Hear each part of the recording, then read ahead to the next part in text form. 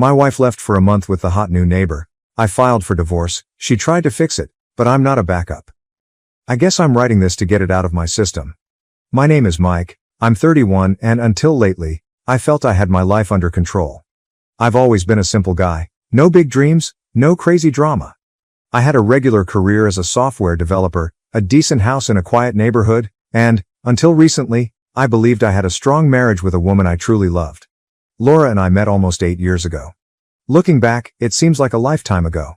I was 23, fresh out of college, working my first job, and frankly, naive about life. She was 22, working as an assistant at a marketing agency while trying to figure out her own career path.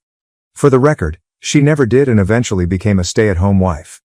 We met at a mutual friend's barbecue, one of those casual backyard gatherings when everyone is using cheap paper plates and someone is always burning the burgers. She approached me and made a snarky jest about how I appeared to be planning my escape. I can't recall my response, but she laughed, and we ended up talking for the rest of the evening.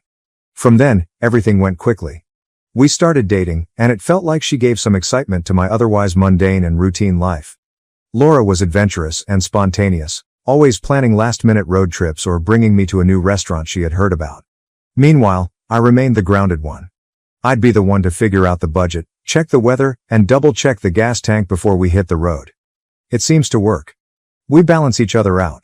She brought excitement into my life, and I offered her the steadiness she stated she lacked in previous relationships. After 3 years of dating, we decided to get married. The wedding was intimate, with only relatives and close friends. We didn't come from wealthy households, so there was no grand ballroom or extravagant catering, but that didn't matter. After the wedding, we began to establish a life together. We purchased a little 2-bedroom house in a quiet suburb, not the fanciest location, but it had potential. For the most part, things seemed stable. When I got home from work, Laura was generally in the kitchen or on the couch, browsing through her phone. She would tell me stories from her day. She worked in marketing at the time, so there was always some drama with clients or coworkers, and I listened. This was our dynamic. She was the storyteller, and I was the listener. We did not have children, but it was a joint decision. Laura wasn't in a rush, and neither was I. We both preferred to wait until we were more financially stable and prepared for the next major step. We seemed to agree on the majority of issues. Looking back, I wonder if I became too comfortable. It's easy to get into a pattern, especially when life feels stable. I would get up, go to work, return home, and repeat. Of course, we had date nights, which usually consisted of supper at one of our favorite restaurants or a movie. But I believe I stopped noticing the small details, like how Laura seemed to thrive on attention. It wasn't too horrible, at least not at first. She's the type of person that can brighten a room, and people instinctively draw towards her. I guess I began to take her vitality and warmth for granted, expecting they were a continuous part of our lives together. At the moment, I wasn't concerned. I assumed we were solid. Sure, we had disagreements now and then, what marriage doesn't? Most of the time, it was about little matters, such as me forgetting to take out the garbage or her leaving her shoes scattered throughout the home. Nothing significant. But there's this issue about relationships. They can appear fine on the outside while cracks occur quietly underneath. If you don't pay attention, those cracks might expand and cause the entire foundation to crumble. I didn't see it coming, at least not then. I thought we were constructing something robust and long-lasting. But sometimes life has a way of proving you incorrect. Jake, a new character, entered our lives. Jake moved in next door when his former neighbors, an elderly couple, downsized and relocated to Florida. He was roughly 28 years old at the time, making him younger than the majority of the residents in the neighborhood. He was a personal trainer, fit, confident, and admittedly a little too attractive for his own good. He had the type of body that made people look twice, as if he had just stepped out of an action film. Jake was easy to notice from the moment he moved in. Not just because of his appearance, but because he was always outside doing something, washing his car, mowing the lawn, erecting a pull-up bar in his yard. There was always a reason for him to go shirtless. He quickly became the buzz of the neighborhood. Laura spotted him right away. How could she not? We first met Jake when he came over to introduce himself while we were in the yard one Saturday morning. He was pleasant, the type of person who could charm anyone. Laura started up a discussion with him almost immediately, asking where he was from, what he did for a living, and how he liked the neighborhood. I recall standing there, smiling and nodding, barely able to say anything while the two of them chatted like old friends. At the time, I didn't think much of it. Laura was outgoing. She spoke to everyone. She'd be just as chatty with the mailman or the guy at the hardware store. It never seemed to me that there was anything unusual about her interest in Jake. But, looking back, I can see the subtle alterations that occurred after that. It started with casual talks. Laura always found a cause to join Jake outside. At first, it was small tasks like getting the mail, watering the plants, and putting out the trash. However, these brief jobs invariably led to 10 or 15-minute conversations with Jake. I once arrived home from work and discovered them conversing in the driveway. Laura was holding a basket of laundry that she had been carrying to the garage, and Jake was lounging casually against his car, laughing at something she said. When I stepped up, they both turned to me, and Laura pretended it was no big deal. Jake was just telling me about his new gym equipment, she explained casually. It did not stop there. A few weeks later, Laura decided to bake cookies, which she hadn't done in months. I didn't think much of it until I noticed her heading across the yard, a dish of cookies in hand. Just being neighborly, she remarked when I asked her about it. I shrugged it off. Laura's behavior in this regard was not unique. She had previously brought brownies to other neighbors. But then there was the time she purchased a new set of training clothes. Bright, fitted leggings and a matching top, which was not something she would ordinarily wear. When I asked her about it, she said she was thinking about starting to jog again. You know, to get back into shape, she explained. I did not question it. Laura had previously gone through fitness phases in which she would become thrilled about working out for a month or two before losing interest. But this time, her timing was ideal. Jake jogged virtually every morning. I'd see him out there, headphones in, doing laps around the street. Laura determined her new jogging program would begin at the same time Jake was out there. I noticed them speaking on the sidewalk one morning as I was going for work. Laura was stretching, and Jake was showing her a way to avoid shin splints. I didn't say anything, just a short wave and drove away. But something in the scene stuck with me. Around this time, I saw Laura's phone habits change as well. She'd always been on her phone, reading around social media and contacting her buddies. But now she appeared wary. When I stepped into the room, she would swiftly lock her screen or flip her phone over, as if she didn't want me to see anything. One night, I observed her scrolling through Instagram, and when I looked over, I saw Jake's name at the top. She hastily swiped past it, but I saw enough to know she was looking at his profile. When I asked her about it, she brushed it aside. I was just checking out his fitness posts, she told me. He has some good workout advice. I wanted to believe her, so I let it go. But the small things kept stacking up. Another day, I was working in the garage and heard laughter coming from the backyard. I stepped outside to see Laura and Jake standing near the fence, laughing about something. Laura was holding an iced tea, and Jake was waving animatedly while telling a story. Laura waved at me as if nothing unusual had occurred. Jake was just telling me about this funny thing that happened at his gym, she explained later when I questioned about it. It was beginning to feel uncomfortable. I don't want to sound paranoid, but you can know when something is wrong. Laura's conversation about Jake had a new energy to it. She'd casually mention things he'd said or done, such as Jake's thinking about getting a dog, or Jake recommended this great protein shake. It wasn't what she was saying, but how she said it. Then there were the glances. You know what I mean. When we went outside and Jake was nearby, I noticed Laura take small glances in his direction. It was subtle, but once you notice it, you can't ignore it. At this moment I had yet to say anything. Part of me refused to think there was anything to worry about. Laura was someone I trusted. We had been together for years, and I thought we had a good relationship. But another part of me, the one that couldn't ignore the pattern, began to question. I chose to be quiet for now, but I began to pay closer attention. If something was happening, I had to witness it for myself. It was a Saturday morning, and I remember it vividly because it began off so typical. I got up early, as I always do, made myself a cup of coffee, and sat at the kitchen table, browsing through the news on my phone. Laura was still in bed, which was not surprising. She enjoyed her slow mornings, particularly on weekends. The house was silent, with only the humming of the coffee machine in the background, and for a brief minute, I felt peaceful. Funny how that works. You think everything is fine because you have no idea what's going to happen. Laura entered the kitchen around an hour later. She was in her pajamas, her hair all tangled from sleeping, holding her phone in one hand and massaging her eyes with the other. She sat across from me at the table, and I could tell something was up right away. She exuded nervous energy, drumming her fingers on the table and gazing at her phone as if she were avoiding eye contact. "Are you okay?" I inquired, setting down my phone. She nodded hastily before shaking her head. "Actually, no," she responded with a big sigh. "We need to talk." Anyone who has been in a relationship understands that those 4 words rarely mean anything good. My stomach nodded, but I tried to keep it cool. All right, I murmured, reclining in my chair. What's going on? Laura paused, her gaze flitting around the room as if she was looking for the proper words. Finally, she looked at me and said, I don't know how to say this, so I'm just going to say it. I think I have feelings for Jake. For a moment, I believed I had misheard her. What? I asked, leaning forward as if being closer would make the words more clear. She bit her lip, appearing really uncomfortable. I didn't mean for it to happen, she said hurriedly, as if she wanted to avoid the response. It just happened. I've been spending time with Jake, and I feel this connection, and now I'm confused. Confused. That word struck me more than anything else. She did not just express her guilt or admit that she had made a mistake. She expressed her confusion, as if she was trying to solve a puzzle. I stared at her, trying to understand what she was saying. My thoughts raced. Did she mention she wanted to leave? Is she asking for a divorce? Was she trying to confess and move on? I couldn't tell, and that made things worse. So, what does this mean? I inquired finally. Are you saying you're done with us? Laura shook her head rapidly. No, not necessarily, she replied.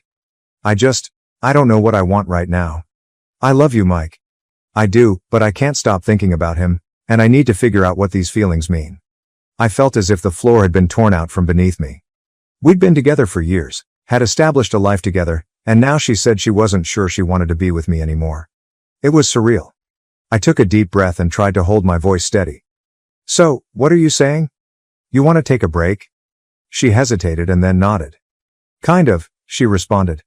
I need time to figure things out. I was thinking maybe I could take a month to spend some time with Jake and see if there's something real there.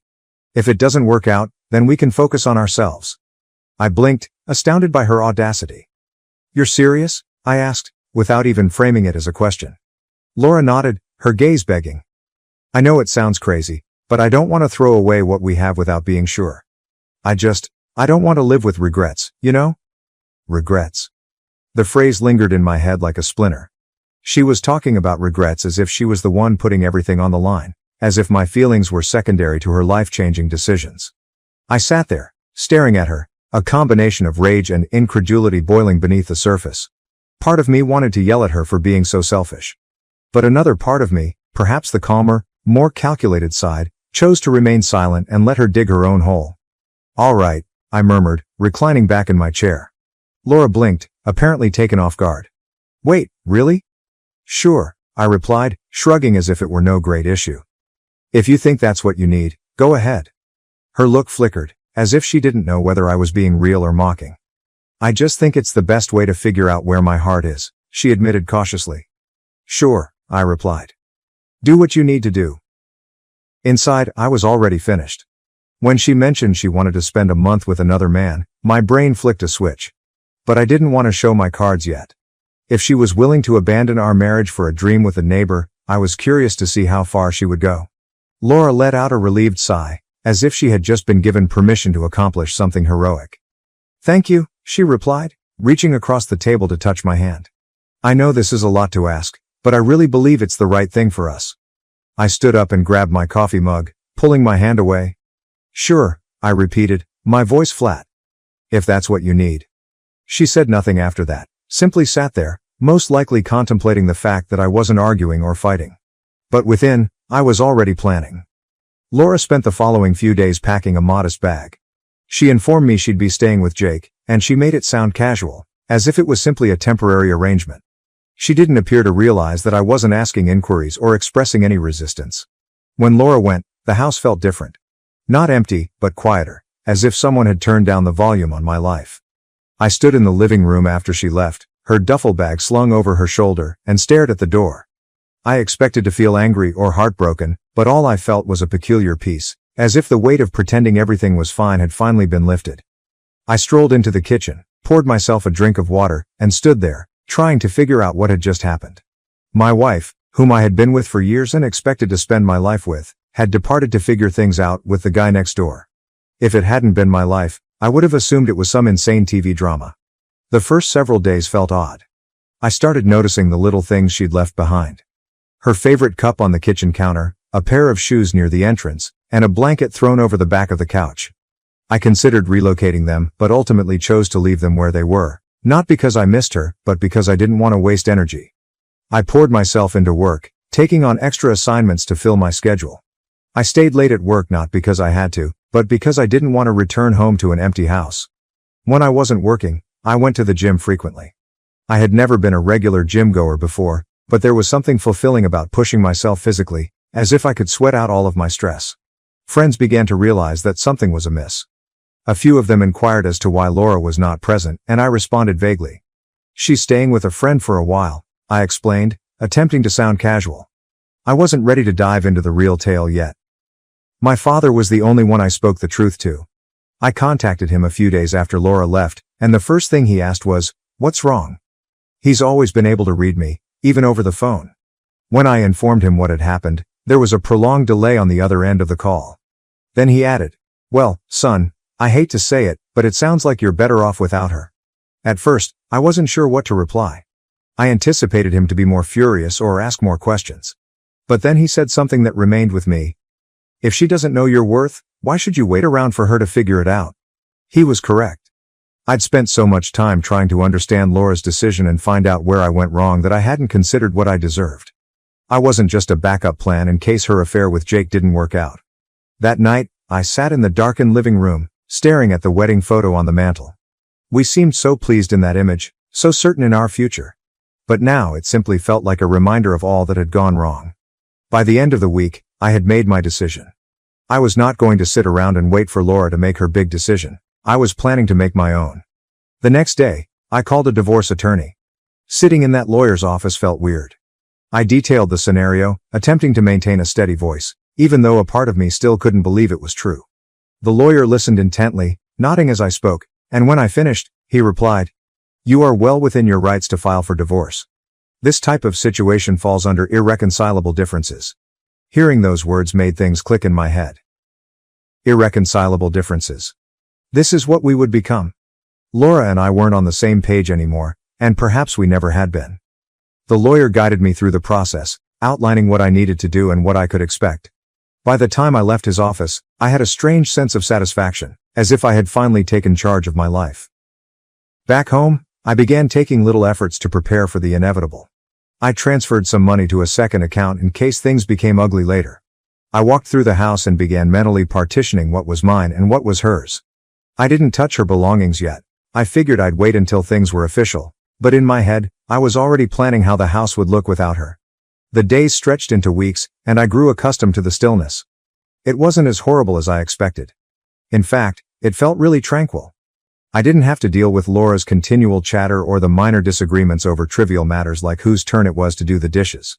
Meanwhile, I started hearing stuff through the grapevine. A neighbor reported seeing Laura and Jake at the park, looking cozy. Another person claimed to have seen them at a cafe downtown. I nodded and smiled, as if nothing bothered me, but inside I was filled with rage and pity. Anger because she had thrown away everything we owned for a fling with a boy who was unlikely to stick around. Pity, because I knew it wouldn't go well for her. Jake did not strike me as the sort to settle down, and Laura was about to find out the hard way.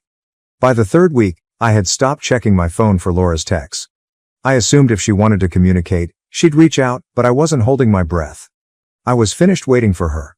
One night, while cleaning out the garage, I came upon a box of old photos from when Laura and I first met. For a brief period, I felt a stab of sadness as I remembered how happy we had been back then. But then I remembered all the subtle red signs I'd disregarded over the years, all the times I'd prioritized her demands over mine without even recognizing it. I closed and moved the box away. I didn't need those memories. Laura decided to make her spectacular reappearance almost exactly a month ago today. I had not heard anything from her during her brief trial with Jake. The few texts she sent were vague at best. "Hope you're doing okay," or "We'll chat when I get back."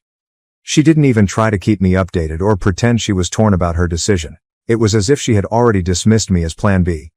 By this point, I had ceased caring. I wasn't waiting by the door for her to come to her senses. I wasn't pacing the house, wondering what she and Jake were doing. I had filed for divorce, and my lawyer had already begun drafting the paperwork. As far as I was concerned, the marriage was ended. But I didn't tell her that just yet.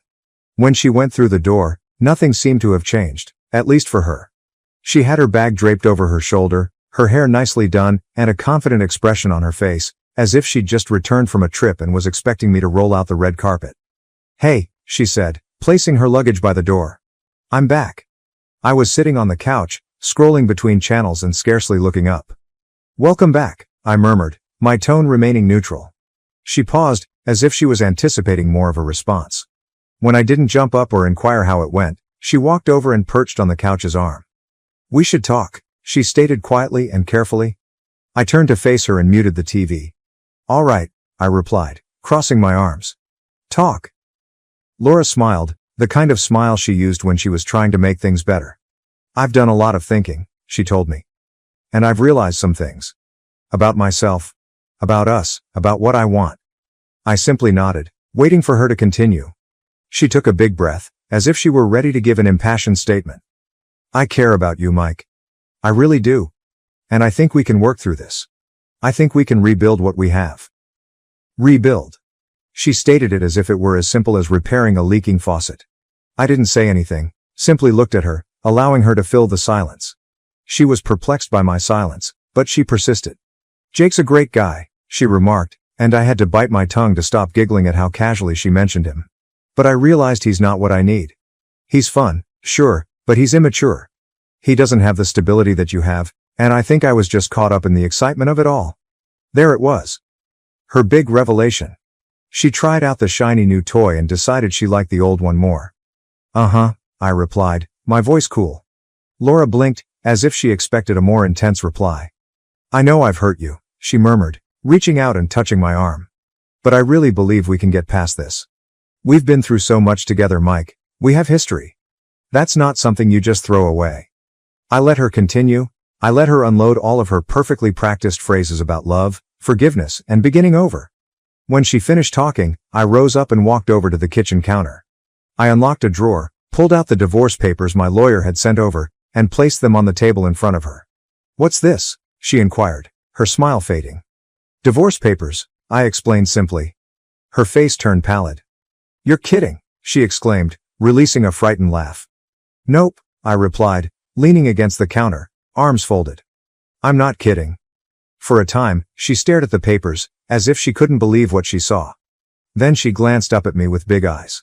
"You're divorcing me?" "Yeah," I said, my voice steady. "I'm not interested in being your second choice, Laura." Her face went from shock to angry in an instant.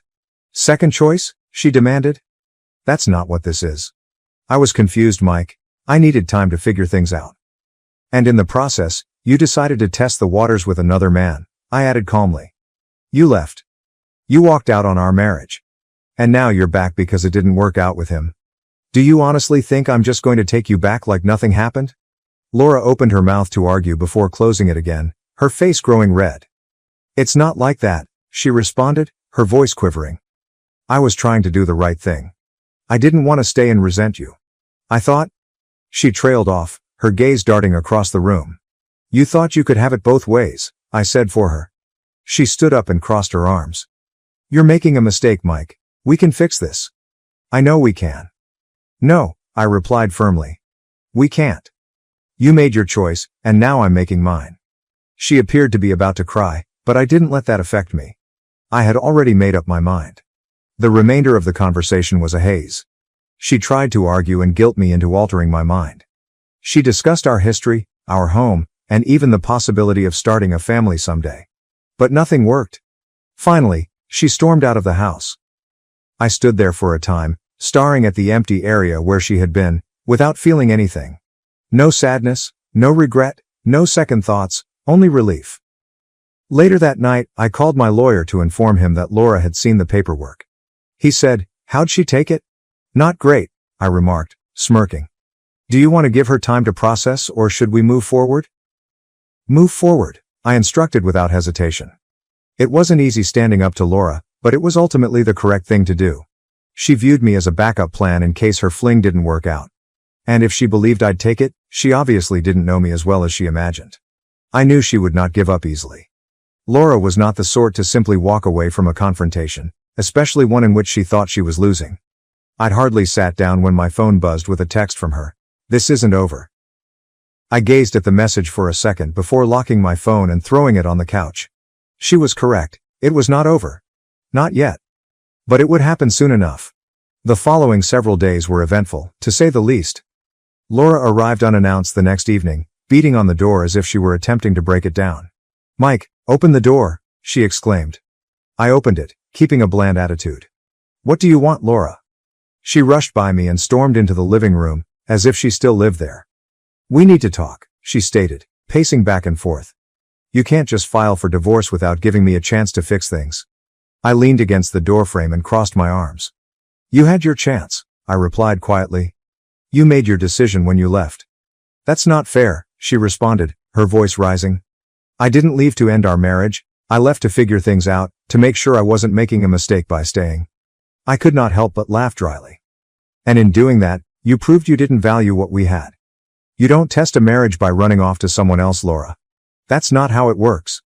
She paused pacing and turned to face me, her eyes blazing with frustration. "I was confused," she remarked, her voice shaking. "I didn't know what I wanted, but I know now. I want us, Mike. I want to fix this."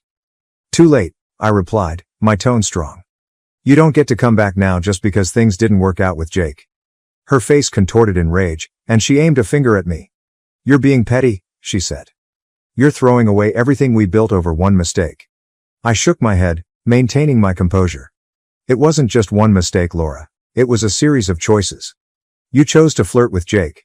You chose to prioritize your feelings for him over our marriage. And then you chose to leave.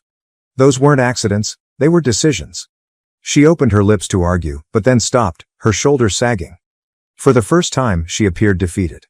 "What am I supposed to do now?" she inquired quietly. I sighed, feeling pity for her, despite everything she had done. "That's not my problem anymore," I explained. "You made your choices. Now you have to live with them." She waited for another minute, looking as if she wanted to say anything else, but then she walked out without saying anything. Following that, the divorce proceedings went fast. Laura attempted to drag things out at first, perhaps expecting I would change my mind. She even tried to play the victim in front of our mutual acquaintances, accusing me of being cold and cruel. My father, on the other hand, was completely on my side. When I told him about the scenario, he let out a low whistle. "She's got some nerve," he commented. "But I'm proud of you, son. Standing your ground isn't easy, but it's the right thing to do." Laura's stalling tactics proved ineffective. My lawyer was sharp, and the proof of her leaving for Jake made things quite clear. She attempted to plead for spousal support, stating she had given up her profession for the marriage, but the judge did not buy it. Finally, we reached a reasonable deal. She received a modest sum of money and some of the furniture she'd chosen, but I kept the house and the most of my savings. It was not ideal, but it was better than I had anticipated. The final hearing was bittersweet. Sitting in that courtroom, signing the documents that would officially end our marriage, felt strange. I glanced across at Laura a few times. She appeared exhausted, as if she hadn't slept in days. Her lawyer handed her a pen, and for a brief minute, I assumed she was not going to sign. But eventually, she scribbled her name at the bottom of the sheet, completing the transaction. Following the hearing, she approached me in the hallway. "Mike," she spoke softly, just above a whisper. "I'm sorry for everything." I stared at her, hoping to recognize the person I'd fallen in love with all those years ago, but all I saw was someone I used to know. "I know you are," I replied. "But sorry doesn't fix this." Her eyes welled up with tears, and she reached out to hug me, but I pulled aside. "Take care of yourself, Laura," I whispered, starting to walk away. I'd occasionally hear tidbits about Laura through the grapevine. Jake obviously moved on to someone else shortly after she returned to me. According to one common friend, she was currently living with a relative and figuring out her next moves. I didn't feel satisfied hearing about her problems, but I also didn't feel sorry for her. She had made her decisions, and now she was dealing with the consequences. One day, I ran into her at the supermarket. We locked eyes briefly, and I could see remorse written all over her face. She gave me a little hesitant wave, but I simply nodded and moved past. There was nothing more to say. Looking back, I don't regret how I handled situations. Laura believed she could have it both ways. She could go, pursue her feelings for someone else, then return to me if it didn't work out. But life does not operate that way. I've learned a lot about myself along this process. I realize now that I deserve someone who cherishes me and does not consider me as a last resort. And if that individual is out there, fantastic. If not, that's okay too. For the time being, my primary goal is to reconstruct my life on my own terms. Laura's trial run with Jake may have been her way of gaining clarity, but it was a wake-up call I didn't realize I needed. Thank you for watching. If you haven't subscribed yet, please do so and hit the notification bell to stay updated with more shocking real-life stories happening around you.